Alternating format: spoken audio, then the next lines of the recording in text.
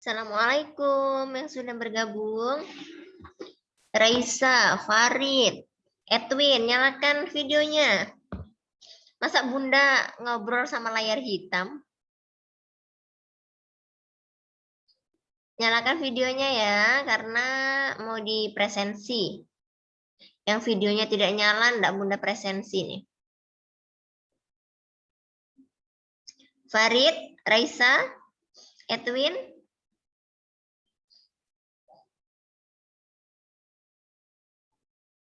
Ya, Bun. Ya, nyalakan ya. Nanti, Bun, tunggu yang lain, Bun. Loh, gimana saya mau ngobrol sama siapa sambil menunggu sambil mengobrol itu.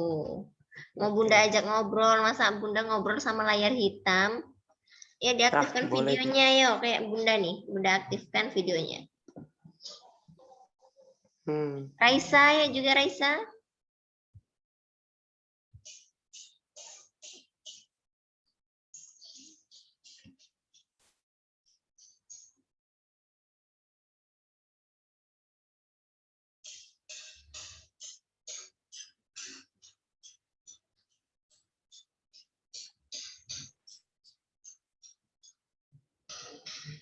Oke, yang sudah bergabung videonya silahkan dibuka supaya Bunda bisa presensi. Kalau video tidak dibuka, tidak Bunda presensi. Ajria, Bentar, Bun, bentar, Bun. Kamil, videonya ya diaktifkan. Raisa, Edwin, ayo aktifkan dulu.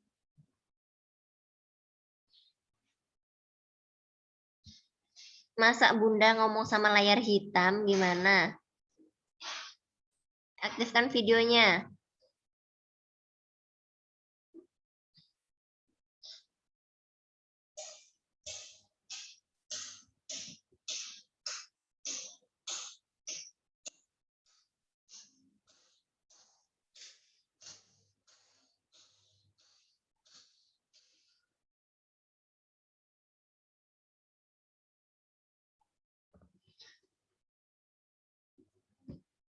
Mana teman-teman kalian yang lain ini?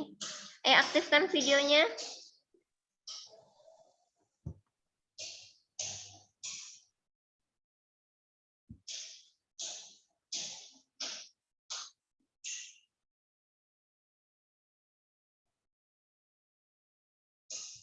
Oke, Kamil aktifkan video.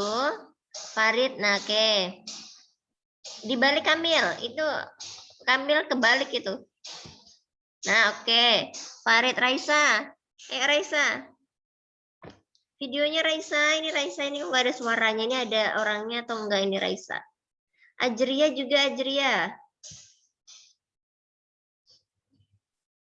Bentar Bun, belum pakai jilbab. Ya, pakai dulu yang rapi. Bentar Bun, bentar aja. Farid, kenapa dimatikan lagi Farid? Enggak mau, Bun. Ayo.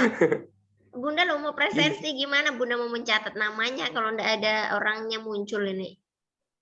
Kan ada namanya sudah, Bun. Enggak, Bunda nggak mau kalau cuma nama aja. Ayo. Oke. Nanti berarti yang Bunda tulis hadir Kamil aja ini. Farid, nah gitu.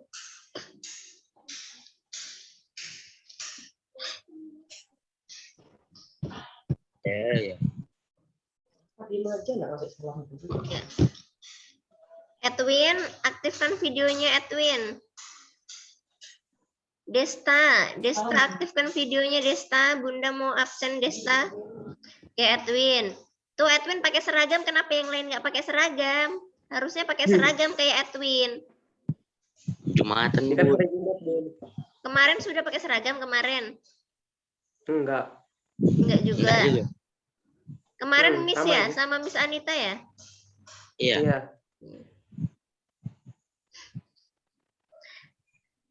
Raisa, ini Raisa kemana ya Raisa ini?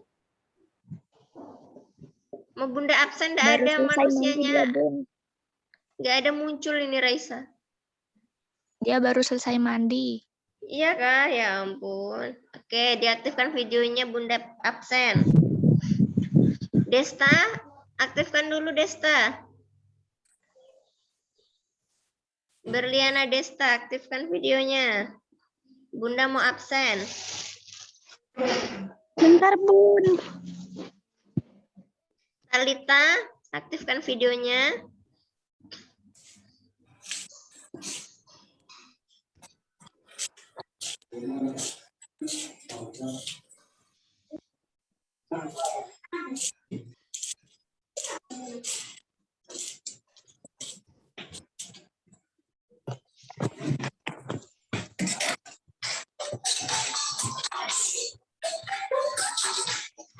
Stella aktifkan videonya Stella. Bunda mau absen. Stella.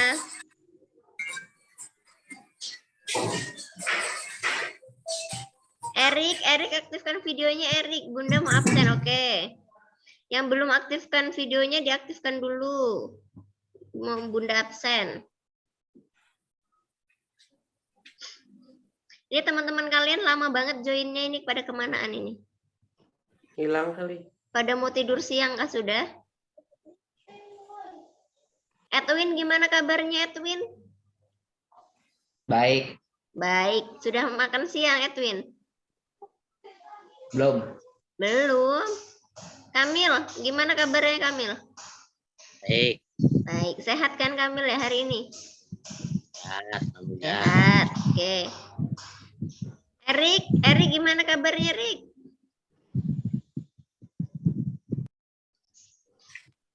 Mana suaranya Erik ini nggak kedengaran? Sehat Erik hari ini? Sehat? Ya. Iya. Rizka nyalakan videonya Rizka. Bunda mau absen Rizka. Oke Stella Bunda absen karena udah nyalakan video. Dinyalakan selama Bunda menyampaikan materi ya. Rizka, mana Rizka ini? Stella gimana kabarnya Stella? Baik, Bun. Baik, sudah makan siang? Sudah. Oke. Yang belum makan siang siapa? Edwin aja. Saya belum. Ayo. Talita gimana kabarnya Talita? Baik. Ini Talita kenapa Enggak tangannya doang yang kelihatan Talita? Enggak apa-apa. Nah, gimana ini? Oke. Iya, saya. Dista. Ini lagi pada di mana? Pada di rumah semua? Iya, Bun. Iya. Iya di rumah kan lagi PKM ya, nggak boleh kemana-mana. Ada yang sudah mengisi diskusi psikologi? Sudah. Sudah. Ah. Ada yang belum? Kayaknya Farid belum ini ketawa-ketawa.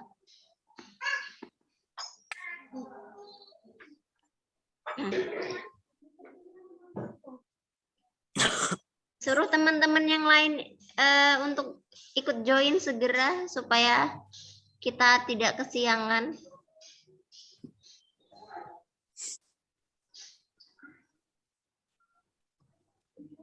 Diaktifkan videonya ya selama Bunda menjelaskan. Hari ini kita membahas materi yang kemarin sudah Bunda share di pertemuan 1 ya. Kalau kemarin kan hanya dibaca, kalau hari ini Bunda jelaskan supaya lebih paham. Jadi selama Bunda jelaskan harus diaktifkan videonya. Masa Bunda menjelaskan sama layar hitam kan nggak sopan kalian sama Bunda. Bunda disuruh ngobrol sendiri, jelasin ke layar hitam.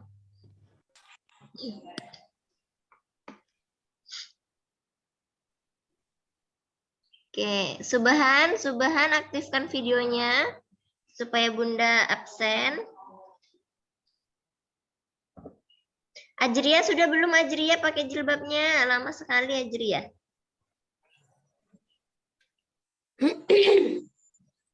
Stella, aktifkan dulu Stella. Videonya, aktifkan selama Bunda Zoom. Farid juga ini Farid nih. Jadi ini sudah Bentar, mau Bun, saya chat yang lain, Bun. sholat Jumat ya nih. Iya. Iya, Bun. Ya Sama Bunda 12. mulai saja ya. Jadi hari Oke. ini kita akan membahas ini materinya.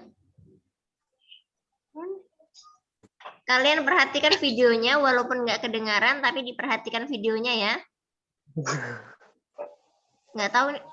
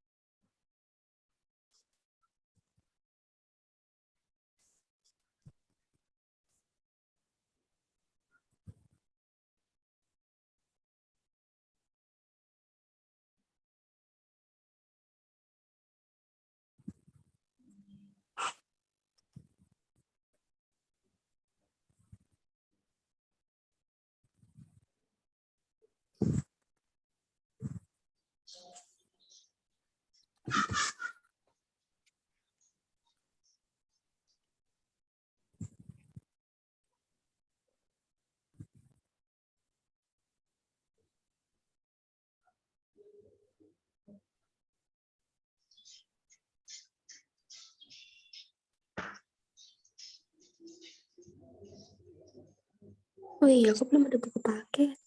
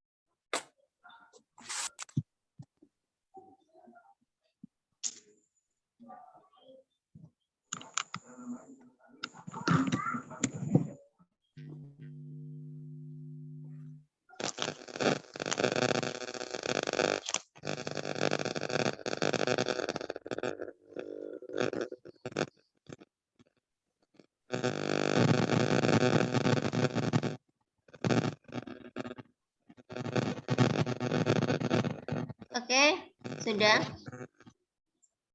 Dari video barusan, kira-kira ada yang tahu nggak sih hari ini kita mau bahas apa?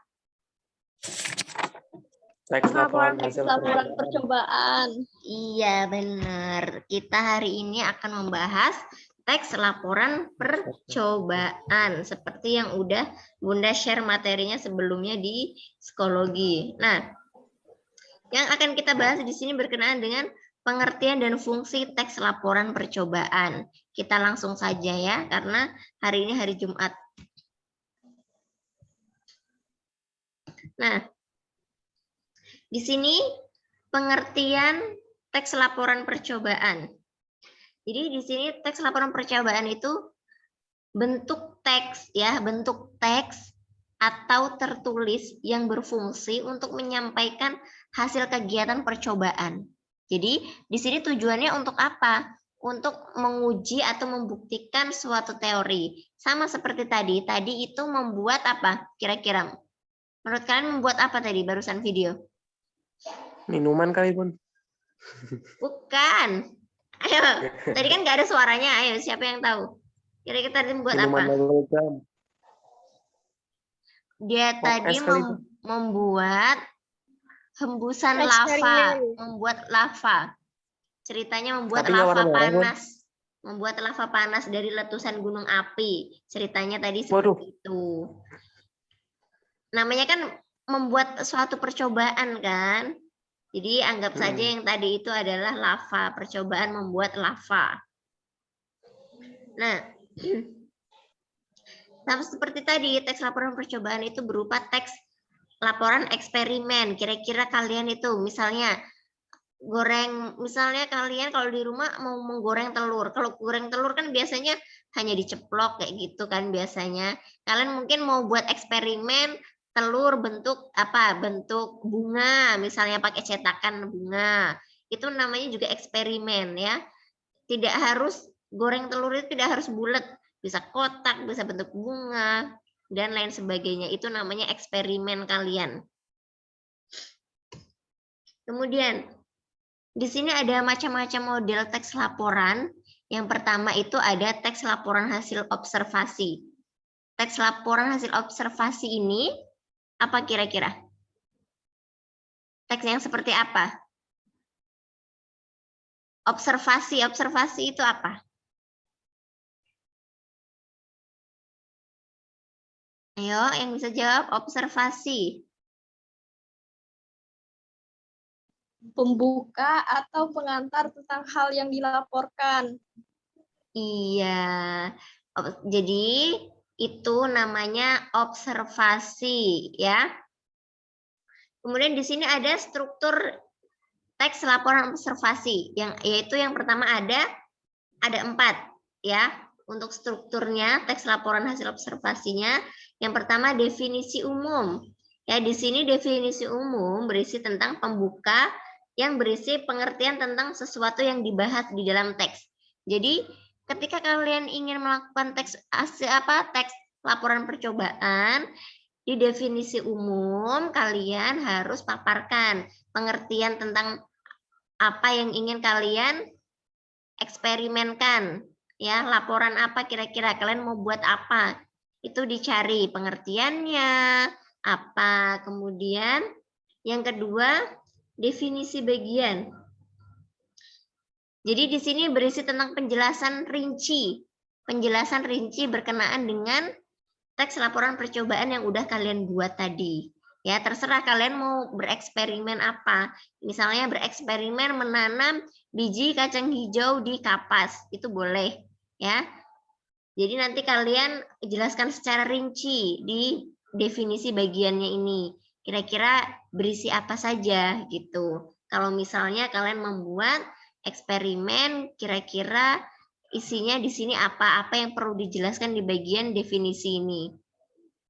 Di definisi bagian kalian jelaskan secara rinci, secara jelas dari eksperimen membuat apa tadi atau menanam kacang di kapas.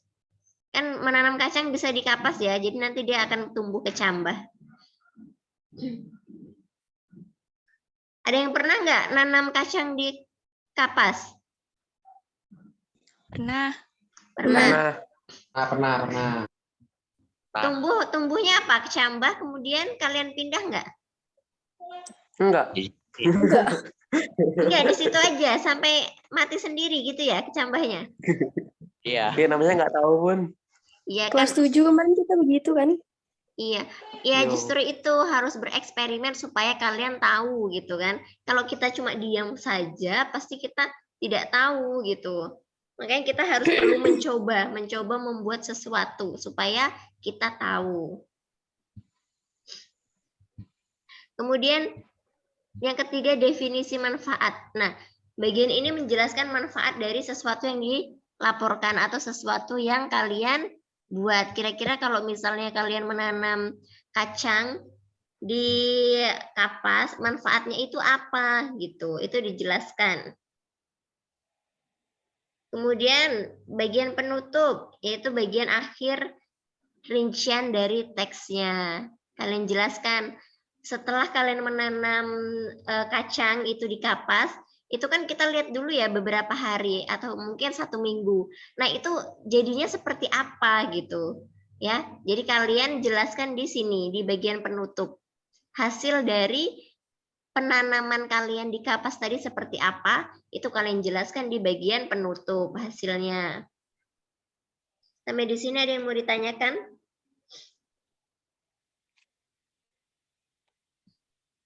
Ada?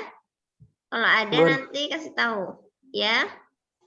kalau tugas yang tadi pagi itu kerjakannya kayak mana, Bun? Tadi pagi Bunda nggak ngasih tugas, Bunda cuma ngasih diskusi. Iya, diskusi itu, Bun. Ya, maksudnya itu. Apa itu diskusinya? Ya kan yang itu apa sih? Itulah. Apa? Berarti Farid ini belum ngisi diskusi ya? Nah, sudah buka, Bun, tapi lupa, Bun. Nanti dibuka lagi. Kemudian kita lanjut lagi. Jadi fungsi teks laporan hasil observasi itu fungsinya ada 5. Ya, memberitahukan atau menjelaskan laporan pertanggungjawaban dari sebuah tugas atau kegiatan pengamatan. Nah, setelah kalian tadi kan katanya menanam kacang hijau di kapas. Kalian amati setiap hari, ya, bagaimana pertumbuhannya. Itu namanya observasi, ya, mengamati apa yang kalian tanam setiap hari, ya, sampai kacang itu tumbuh menjadi kecambah. Itu namanya observasi, pengamatan. Kemudian, yang ketiga, memberitahukan atau menjelaskan dasar penyusunan kebijaksanaan, keputusan, atau memecahkan masalah dalam pengamatan. Nah, ketika kalian menemukan masalah dalam percobaan kalian juga harus mencari pemecahan masalahnya. Ini kira-kira bagaimana kalau misalnya, oh ada satu yang nggak tumbuh misalnya. Ini penyebabnya apa gitu. Kalian harus cari tahu itu, penyebab dari tidak tumbuhnya kecambah tersebut. Misalnya diperkirakan 3 hari udah tumbuh kecambah, ternyata yang kalian tanam itu tidak tumbuh kecambah. Nah, itu kalian harus cari tahu kira-kira apa penyebabnya. Ya, di situ.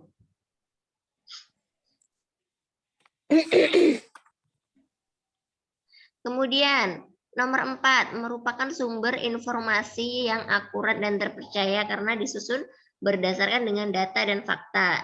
Nah, untuk percobaan kacang yang ditanam di kapas itu kan banyak tuh, ya kan? Banyak video-video orang yang sudah mencobanya, ya kan? Ada yang berhasil dan datanya itu fakta, gitu ya. Jadi ketika kalian ingin mencoba, pasti tidak langsung berhasil seperti yang sebelumnya kalian baca. Misalnya ada artikel tentang penanaman kacang di mana tadi, di kapas, berhasil. Ternyata waktu kalian coba tidak berhasil. Nah, itu kendalanya apa? Penyebabnya kenapa itu bisa terjadi gitu. Itu harus kalian cari tahu.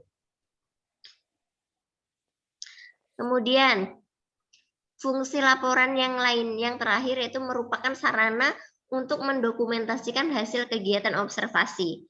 Jadi, fungsi teks laporan observasi ini untuk mendokumentasikan hasil dari apa yang udah kalian coba tadi gitu. Bisa kalian foto hasil kegiatannya. Misalnya, oh dalam 3 hari ternyata tumbuh kecambah. Jadi kalian catat, kemudian kalian foto. Dokumentasinya itu nanti yang bisa dijadikan bukti gitu ya, bahwa kecambah kalian ternyata bisa tumbuh Gitu. Kalau misalnya tidak tumbuh, ya kalian harus cari tahu penyebabnya apa gitu. Namanya observasi, mengamati setiap hari.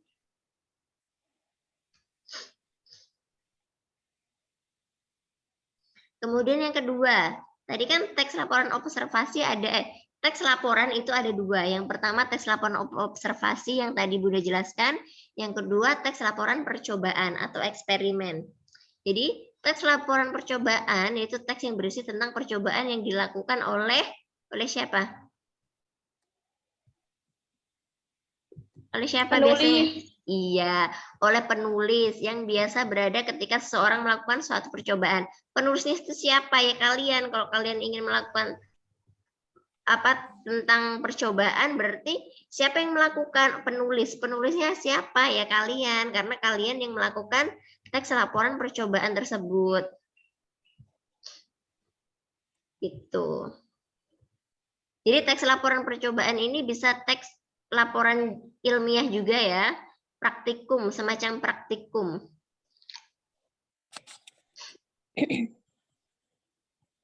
Sampai di sini ada yang mau ditanyakan?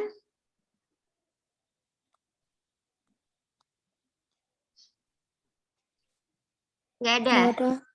Oke, kita lanjut ke struktur teks laporan percobaannya. Di sini ada 4 struktur ya. Yang pertama, tujuan serta alat dan bahan. Ketika kalian melakukan teks laporan percobaan, jangan lupa kalian siapkan tujuannya. Kalian kira-kira mau melakukan percobaan ini tujuannya untuk apa? Itu kalian tuliskan dulu ya. Kira-kira kalau misalnya kalian menanam kacang di kapas, tujuan kalian untuk apa tuh? Kira-kira? Untuk tanam sesuatu. Ya, Untuk percobaan, untuk eksperimen. Eksperimen. ya tujuannya, ya memang tujuannya untuk eksperimen. Tujuannya supaya kita tahu apa?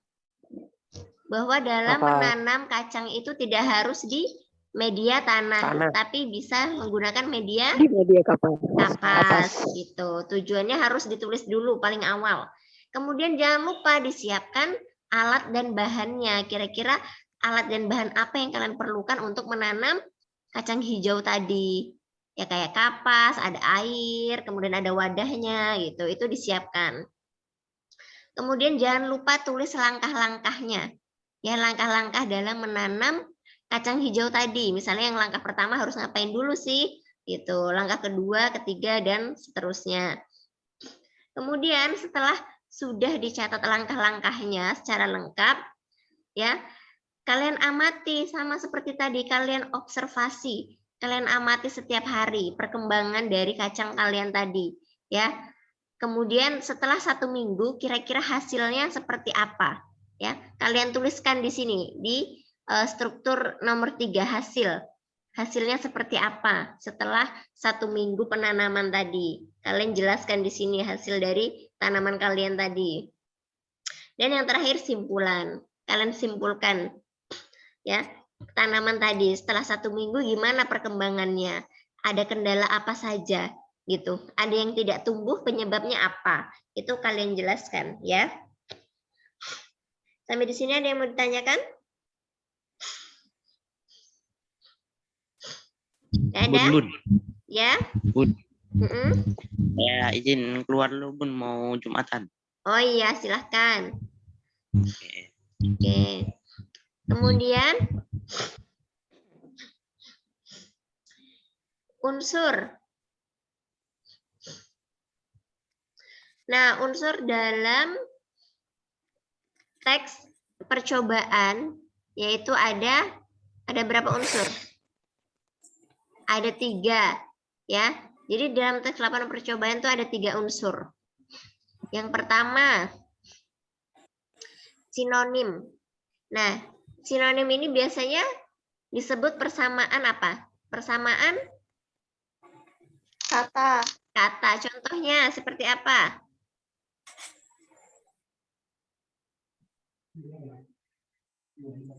Persamaan kata yang mirip maknanya. Contohnya seperti apa? Buruk dan jelek. Iya, betul. Realita sama dengan kenyataan gitu. Parah sama dengan wajah. Kalau buruk dan jelek itu sepertinya antonim. Yang berlawanan maknanya, Raisa. Kalau pakaian dan sandang, Bun. Apa? Pakaian dan sandang. Pakaian dan sandang itu masuk Iya. sinonim. Kalau antonim itu lawan kata seperti panjang sama pendek gitu, kuat sama lemah, aktif sama pasif gitu. Itu antonim. Kemudian yang ketiga ada kata bilangan. Nah, kata bilangan ini merupakan kata atau frasa yang menunjukkan bilangan atau jumlah. Biasanya di dalam teks laporan percobaan itu selalu ada kata bilangan, ya. Contohnya gimana tuh kata bilangan? 1, Yang 2. pertama, kedua. Ya, contohnya kata bilangan misalnya langkah-langkahnya masukkan 3 butir. Nah, itu kan udah bilangan tuh ada 3-nya. 3 butir kacang ke dalam wadah. Itu adalah contoh kata bilangan. Kemudian ciri-ciri teks laporan ini ada 5. Ya. Laporan yang kalian teliti atau yang kalian lakukan itu harus mengandung fakta. Kenapa? Karena namanya laporan percobaan berarti kan kita mencoba berdasarkan apa yang sudah kita lakukan gitu ya. Jadi berdasarkan fakta, kita sudah pernah membuktikan bahwa itu memang benar-benar terjadi. Jadi dalam teks laporan itu harus mengandung fakta. Ada yang mau ditanyakan sampai di sini?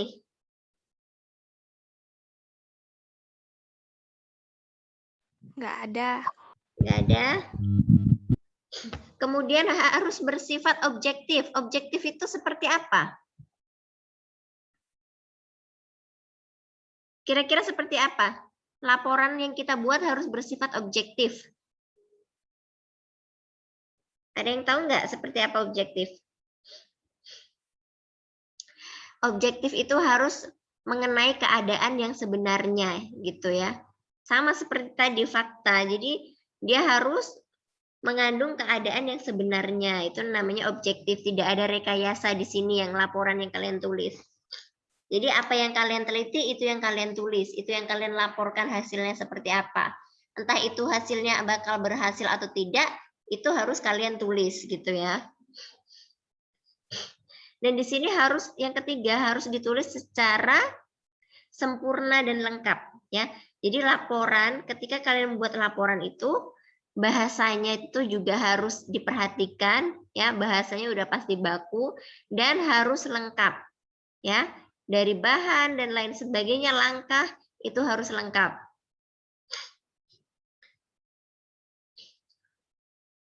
Kemudian tidak memasukkan hal-hal yang menyimpang, mengandung prasangka atau pemihakan. Nah, di sini namanya laporan itu kan hasil dari prediksi kalian ya. Setelah itu ketika prediksi kalian berhasil, ternyata ada prediksi teman kalian yang tidak berhasil.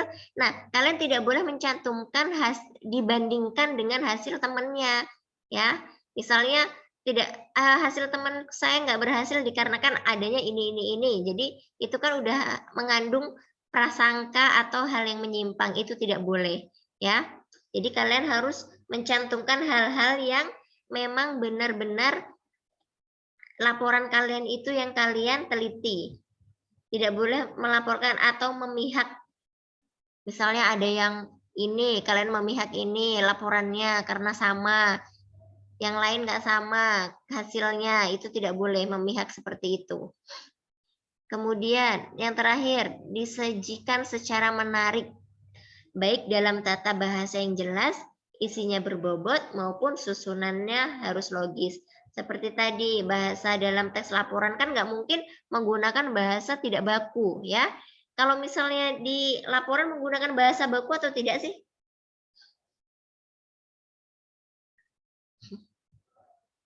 Menggunakan bahasa baku atau tidak kalau membuat laporan? Baku. Iya, dalam membuat laporan itu bahasanya harus baku Ya, harus jelas juga itu.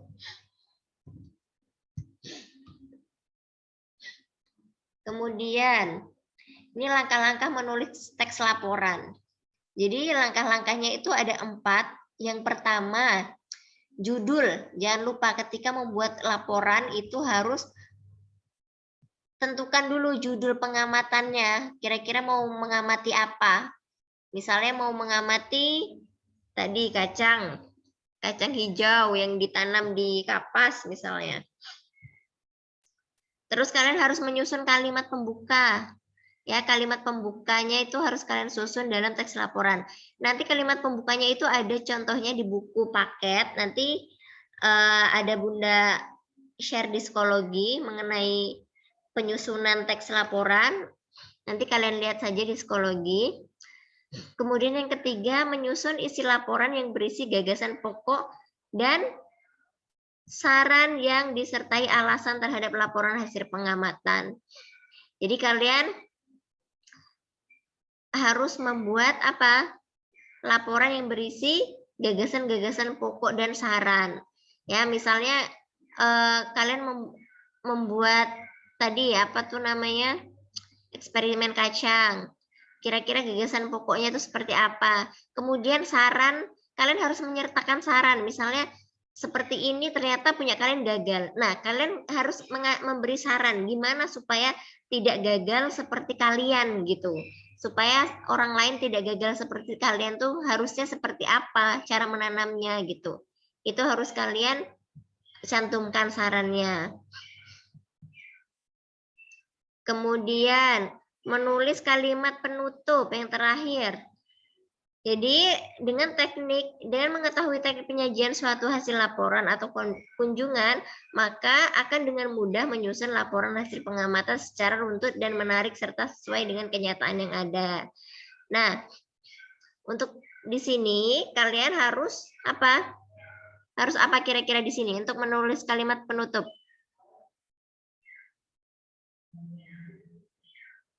Sepi sekali, tidak ada yang jawab. Agar mudah menyusun laporan hasil pengamatan. Jadi hal yang udah kalian amati itu atau hal yang udah kalian observasi dituliskan secara runtut dan menarik ya, sesuai kenyataan yang ada yang udah kalian buat, harus dibuat di sini.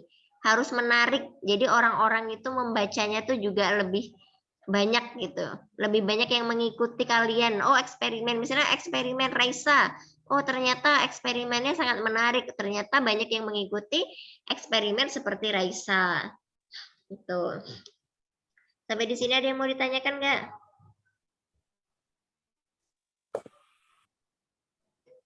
Nggak ada? Nggak ada, Bun. Nggak ada? Nggak ada.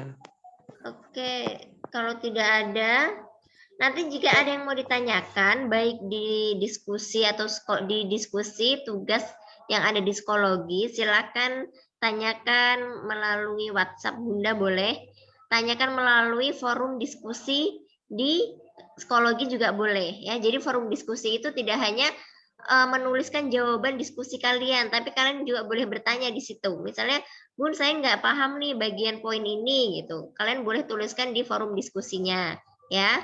Jadi forum diskusi itu tidak harus jawaban kalian saja, tapi juga apa? Ketika kalian tidak paham, kalian boleh tanya di situ. Tuh. Sudah ya? Paham? Paham? Oke, jika paham, Bunda akhiri sampai di sini karena ini sudah mau sholat Jumat. Putranya pasti mau sholat juga ini. Terima kasih yang sudah hadir pada hari ini. Jaga kesehatan. Jangan lupa ke masjidnya pakai masker ya.